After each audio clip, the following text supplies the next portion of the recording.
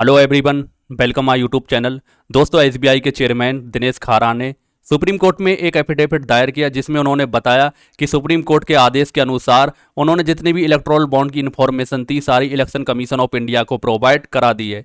जैसा कि आप सबको पता है, इस बारे में 15 फरवरी को सुनवाई हुई थी। उसके बाद 11 मार्च को भी सुनवाई हो चुकी है। 15 फरवरी को सुनवाई हुई थी तो उसमें एसबीआई ने 30 जून तक का टाइम मांगा था सारी इन्फॉर्मेशन प्रोवाइड कराने के लिए। जैसे जितनी भी इलेक्टोरल बॉन्ड की इन्फॉर्मेशन है, किस पार्टी ने कितने इलेक्टोरल बॉन्ड से फंड जमा किया, ये वो सारी इन्फॉर्मेशन को 30 जून का इन्होंने एसबीआई ने टाइम मांगा था। लेकिन बहुत ज़्यादा पिटीशन अपोजिशन की ओर से दायर की गई, जिस वजह से इसका फैसला 11 मार्च को फिर से सुनाया गया। तो 11 मार्च को सुप्रीम कोर्ट ने आदेश दिया कि इसके लिए एसबीआई को बिल्कुल भी टाइम नहीं दिया जाएगा, यानी 12 मार्च को ये सारी इन्फॉर्मेशन प्रोवाइड करानी होगी।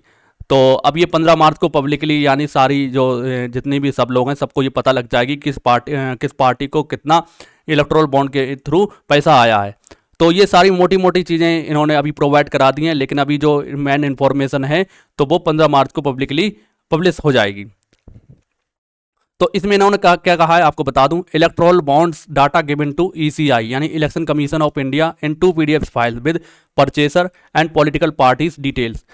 SBI chairman tell supreme court, यानी सुप्रीम कोर्ट से एसबीआई के चेयरमैन ने बताया है कि उन्होंने इलेक्ट्रॉल बॉन्ड्स की जितनी भी जानकारी थी तो 2 पीडीएफ्स में उन्होंने प्रोवाइड कराई है। इसमें पहले पीडीएफ में परचेसर यानी जो विक्रेता है जिसने इलेक्ट्रॉल बॉन्ड खरीदे हैं। दूसरी पीडीएफ में क्या पॉलिटिकल पार्टीज का नाम है जिसने उन्हें भुनाया है। भुनाने का मतलब ये है, जैसे मान लो सबसे पहले अगर कोई चंदा दे रहा है तो वो क्या करेगा, एसबीआई से जाकर क्या खरीदेगा, इलेक्ट्रॉल बॉन्ड खरीदेगा। इलेक्ट्रॉल बॉन्ड खरीदेगा और वो क्या किसे दे देगा, पार्टी को दे देगा। मान लो बीजेपी को दे रहा है या कांग्रेस को दे रहा है, जिसको चाहे दे सकता है। उन्होंने कांग्रेस को या बीजेपी को दिया। अब इनके पास इलेक्ट्रोल बॉन्ड पहुंच गया तो ये एसबीआई में दोबारा लेकर जाएंगे और क्या करेंगे, इससे पैसा ले लेंगे।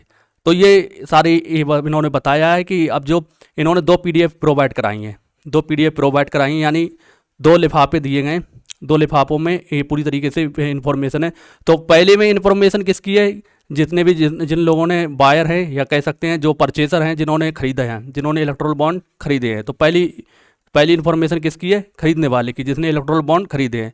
दूसरी इन्फॉर्मेशन क्या है, जो पार्टीज़ है, जिस पार्टी ने ये इलेक्ट्रोल बॉन्ड को भुनाया है। तो ये सारी इन्फॉर्मेशन इलेक्ट्रोल बॉन्ड की किसने प्रोवाइड कराई है, एसबीआई ने प्रोवाइड करा दी है। किसे, इलेक्शन कमीशन ऑफ इंडिया को। अब इलेक्शन ऑफ कमीशन इंडिया जो 15 मार्च को पूरी तरीके से ये पब्लिकली सबको सार्वजनिक कर देंगे। अब उसके बाद पूरी तरीके से क्लियर हो पाएगा कि ये किसने कितना ये इलेक्ट्रोल बॉन्ड के थ्रू पैसा जमा किया है। अब इसमें भी बहुत ज़्यादा लफड़ा फैला है। इसमें कुछ विशेष अधिकारियों ने राष्ट्रपति को चिट्ठी लिखकर इसके लिए और टाइम मांगा, यानी कि जो इन्फॉर्मेशन प्रोवाइड कराने का टाइम है तो उसे और ज़्यादा बढ़ाने के लिए की बात कही है। अब देखना ये होता है क्या ये टाइम बढ़ पाएगा या पूरी तरीके से जितनी भी इन्फॉर्मेशन है सार्वजनिक हो पाएगी। तो ये कुल मिलाकर ये 2 इन्फॉर्मेशन के 2 सेपरेट इन्फॉर्मेशन पैकेट्स प्रोवाइड कराए हैं। पहले में क्या है, डिटेल्स ऑफ परचेसर यानी खरीदने वाले का जो विक्रेता है उसका इलेक्ट्रॉल बॉन्ड की इन्फॉर्मेशन है। दूसरे में क्या है, पार्टी की इन्फॉर्मेशन है, किसने कितने बॉन्ड से उससे पैसा भुनाया है। तो इस बात की जानकारी और थोड़ी डिटेल में दी है। तो उन्होंने बताया है कितने बॉन्ड्स उन्हें एसबीआई ने परचेज किए। तो सबसे पहले इन्होंने दे रखी 1/4/2019 से लेकर 11/4/2019 तक कुल कितने बॉन्ड्स इन्होंने परचेज करे हैं। तो 3346 बॉन्ड्स परचेज किए गए, जिसमें से भुनाए यानी रिडीम्ड किए गए कितने, 1609। रिडीम का मतलब यही है कि बॉन्ड जो इलेक्ट्रोल बॉन्ड्स हैं तो वो एसबीआई की बैंक ब्रांच में जाएंगे और उसके बदले क्या ले लेंगे, पैसा ले लेंगे। तो ये जानकारी इन्होंने क्या है, रिडीम। अगली क्या है, 12/4/2019 से लेकर 15/2/2024 तक कुल इलेक्ट्रोल बॉन्ड कितने परचेज किए गए, 18,871, जिनमें से रिडीम कितने किए गए, 20,421 रिडीम यानी कि भुनाए गए हैं।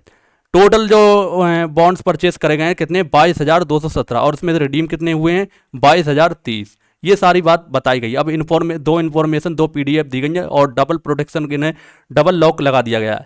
अब ये इन्फॉर्मेशन प्रोवाइड कराई जाएगी। अब इसमें कुछ छेड़छाड़ नहीं होगी तो पूरी तरीके से सारा कुछ क्लियर हो जाएगा किस पार्टी ने इलेक्ट्रोल बॉन्ड से कितना रुपया जमा किया है।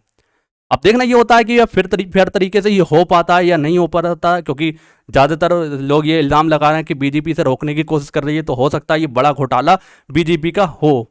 अब ऐसा जरूरी नहीं है कि बीजेपी का हो सकता है कांग्रेस का भी मामला ज़्यादा हो, लेकिन उम्मीद यही लगाई जा रही है क्योंकि बीजेपी इसे रोकने की कोशिश कर रही है। और जो बहुत सारे कांग्रेस के बड़े बड़े लीडर हैं इस चीज़ को कह रहे हैं कि बीजेपी इसीलिए टाइम बढ़ा रही है क्योंकि बीजेपी का जो भ्रष्टाचार इससे दिखने वाला है। अब देखना ये होता है कि ये सार्वजनिक फेयर तरीके से हो पाती या नहीं हो पाती। तो इसमें कह सकते हैं पहली इन्फॉर्मेशन प्रोवाइड कराई गई है, जिसमें जो जिसने भी इलेक्टोरल बॉन्ड परचेज करे हैं यानी खरीदे हैं, उसके बाद दूसरी में क्या है, जिस पार्टी ने उन्हें भुनाया है। दोस्तों जैसे ही इस बारे में कोई अपडेट आता है तो अपने वीडियो के थ्रू आपको ज़रूर बताने की कोशिश करूंगा। तो उम्मीद है ये जानकारी आपको पसंद आई होगी, तो वीडियो को लाइक ज़रूर करेंगे। इसी तरह की जानकारी के लिए आप हमारे चैनल को सब्सक्राइब कर सकते हैं। मिलते हैं अगले वीडियो में, तब तक के लिए जय हिंद, जय भारत।